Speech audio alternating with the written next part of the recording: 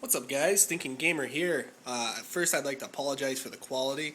My only recording device is an iPhone, so bear with me. But I have been getting a lot of emails in regards to this little device down here. I've told everybody I use a Logitech G13 gamepad, and they're kind of curious how I set it up. First, I want to apologize for not putting out any videos, but unfortunately, my big beefy GTX 295 graphics card has fried on me. So what I did is I went ahead and I replaced it with two ATI cards, two 5770s, but I'm still waiting on the SLI, well not SLI, but I guess it's Crossfire cable to come in, so I can start putting out some videos at a decent frames for you guys. But anyways, this little G13 over here is a fully programmable little gamepad, and I find it really useful for my game. You might actually be able to do a lot faster with something else, but I'm pretty sure you can achieve some good stuff here. This little numpad over here was a bad idea for me. It was basically hoping that I could use it for control groups over here.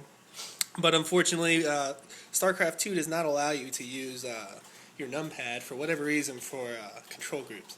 So once I do, maybe that'll be a nice little useful way, but I have found ways around that so far. So let me show you here how I have my my configurator set up. Hopefully you guys can see this.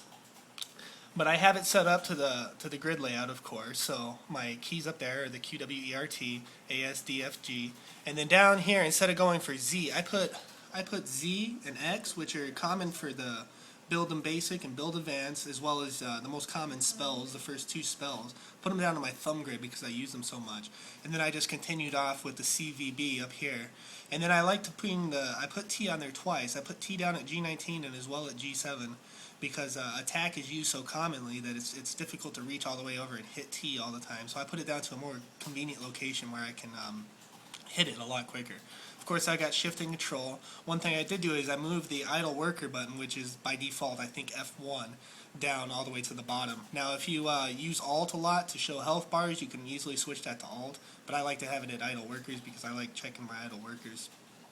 Over here I have this set to tab. I use that for tabbing through my control groups. And then now as far as control groups go, I've got the spacebar button set to 1, and over here I use the thumb button, or the thumb joystick, I guess, for my other control groups, 4, 5, and 6, which I use for my barracks and my upgrades and my command center. 1 and 2 I use for units, and I put 3 up here because I really had nowhere else to put it. So I use all those for units and other stuff that I need to quickly jump to. Cycle bases and last alert, I don't really use those too much, so they're kind of off to the side. But that is how I have my my G13 set up. Another thing to note is I do use the Razer Naga, which is a nice little mouse. It's got a bunch of little buttons on the side which you can use for control groups. And I used to use this mouse exclusively for control groups, but it was kind of slowing me down, you know, because while you're trying to click stuff, hitting these, it's difficult. So I went ahead and I just switched them over to my G13. But I do use this every once in a while. If I need to quickly get a control group out, I can still use these. And if I need to use 8 or 9 or 0, I can quickly get to those down here too. So if I need more than those 6 control groups I got on here. But anyways, that's how I have my Starcraft 2 set up for the G13. I've been getting a lot of emails, so hopefully you guys find this useful. Till next time, this is the Thinking Gamer, and I'll talk to you guys later. Out.